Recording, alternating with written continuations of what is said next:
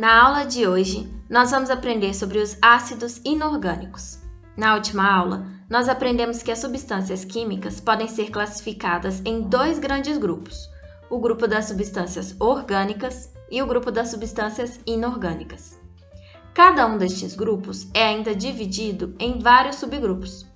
No caso das substâncias inorgânicas, temos os óxidos, os ácidos, as bases e os sais. Hoje, nós vamos aprender sobre as principais características e as regras de nomenclatura dos ácidos inorgânicos. Primeiramente, é importante ressaltarmos aqui que existem várias teorias que definem o que são os ácidos, mas por ora, o nosso foco será em trabalhar com a teoria de Arrhenius. Segundo Arrhenius, um ácido nada mais é que um composto que, ao reagir com a água, produz o íon H+ como único cátion. Assim, o cloreto de hidrogênio é um ácido, pois ao reagir com a água, produz como único cátion o íon H+. Mas por que isso acontece? E como este cientista chegou nessa conclusão? Bem, Svante Arrhenius foi um químico sueco que, estudando algumas soluções, descobriu que algumas delas eram capazes de conduzir corrente elétrica. Vejamos aqui um exemplo de um experimento realizado por Arrhenius. Como materiais do experimento, temos uma lâmpada, uma bateria conectada a 2 fios de cobre, água destilada, cloreto de sódio e uma solução de água e cloreto de sódio. Na primeira etapa deste experimento, os fios de cobre são inseridos dentro do recipiente contendo água e a lâmpada permanece apagada. Na segunda etapa, os fios de cobre são inseridos dentro do recipiente contendo cloreto de sódio e, novamente, a lâmpada se mantém apagada. Na última etapa, os fios de cobre são inseridos dentro da solução de cloreto de sódio e água e, neste caso, a lâmpada acende. Arrhenius criou, então, a teoria da dissociação iônica. De acordo com essa teoria, as substâncias que são formadas por íons, ao serem dissolvidas em água, têm seus cátions e ânions separados pelas moléculas de água. Ou, em outras palavras, estes íons são dissociados em meio aquoso. E é a presença destes íons separados uns dos outros que faz com que a solução seja condutora de eletricidade.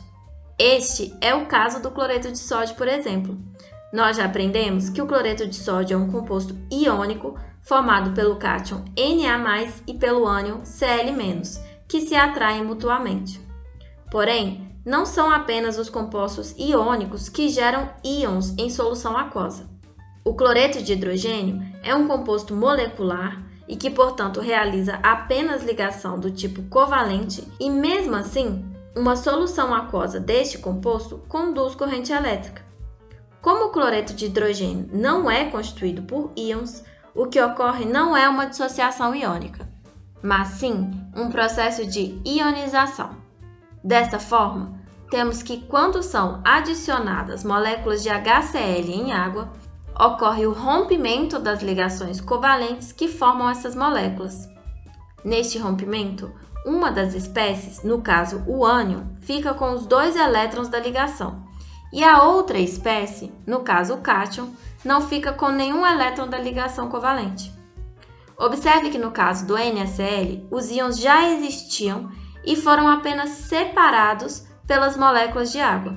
Já no caso do HCl, os íons foram formados durante o processo. Arrhenius classificou então como ácidas as substâncias que, ao reagirem com a água, produzem o íon H+ como único cátion. Ao serem formados, os íons H+ são circundados por moléculas de água em um processo conhecido como solvatação.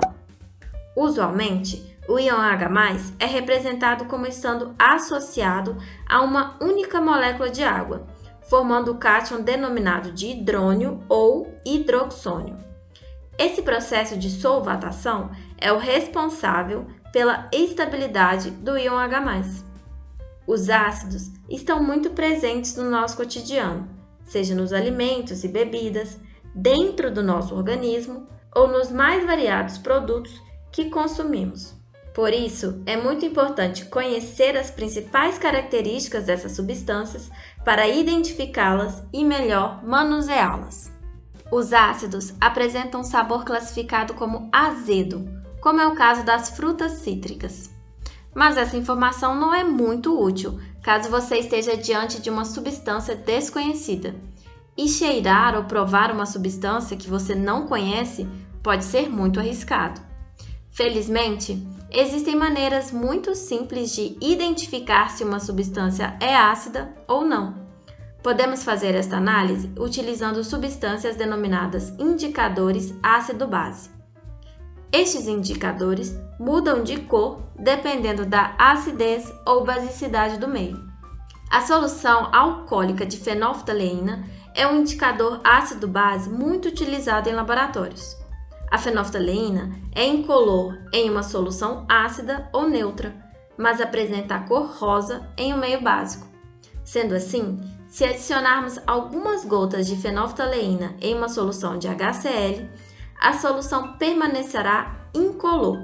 Por outro lado, se adicionarmos algumas gotas de fenolftaleína a uma solução básica, toda essa solução passará a apresentar uma coloração rósea. Outro indicador muito utilizado é o papel de tornassol, que apresenta uma coloração vermelha em meio ácido e azul em meio básico, sendo que o papel de tornassol pode ser comprado tanto na cor vermelha como na cor azul. Sendo assim, um papel de tornassol vermelho não altera sua cor na presença de uma solução ácida, mas torna-se azul na presença de uma solução básica. Já um papel de tornassol azul torna-se vermelho na presença de uma solução ácida e mantém sua cor na presença de uma solução básica.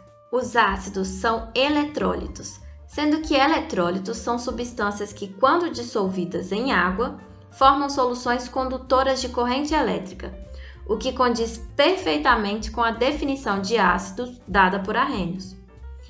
Medindo-se a condutibilidade elétrica de uma solução ácida, é possível determinar a extensão da ionização deste ácido. Isso deve ser feito, pois não são todas as moléculas de um ácido que sofrem ionização em meio aquoso, sendo que alguns ácidos ionizam-se mais do que outros. Para efeito de comparação, os químicos calculam a porcentagem de moléculas que se ionizam em relação ao número total de moléculas dissolvidas, no que é chamado de grau de ionização alfa. Ácidos com grau de ionização acima de 50% são classificados como ácidos fortes. Já os ácidos com grau de ionização entre 5% e 50% são classificados como ácidos moderados. E ácidos com grau de ionização inferior a 5% são classificados como ácidos fracos. O HCl, por exemplo, apresenta grau de ionização igual a 92%. Isso significa que a cada 100 moléculas de HCl dissolvidas em água, 92 se ionizam, e o HCl é classificado então como sendo um ácido forte. Os ácidos inorgânicos também podem ser classificados quanto à presença ou não de oxigênio em sua fórmula, sendo que os ácidos que não apresentam oxigênio em sua fórmula são denominados de hidrácidos, enquanto os ácidos que contêm um ou mais oxigênios em sua fórmula são denominados de oxiácidos. Observe que muitos ácidos apresentam mais de um hidrogênio em sua fórmula molecular, mas cuidado, alguns desses hidrogênios podem não ser ionizáveis, ou seja, não é sempre que todos os hidrogênios de um determinado ácido sofrem ionização em meio aquoso. No caso dos hidrácidos, todos os átomos de hidrogênio podem sofrer ionização. Já no caso dos oxiácidos, apenas os átomos de hidrogênio que estão diretamente ligados a átomos de oxigênio são capazes de sofrer ionização. Vejamos o caso da molécula de H3PO3. Este ácido contém 3 hidrogênios em sua fórmula, mas apenas 2 deles são ionizáveis. Isso ocorre pois apenas 2 dos hidrogênios estão ligados a átomos de oxigênio. Para nomearmos os hidrácidos, a regra é bem simples. Basta escrevermos ácido mais a derivação do nome do elemento ligado ao hidrogênio em latim, mais a terminação hídrico.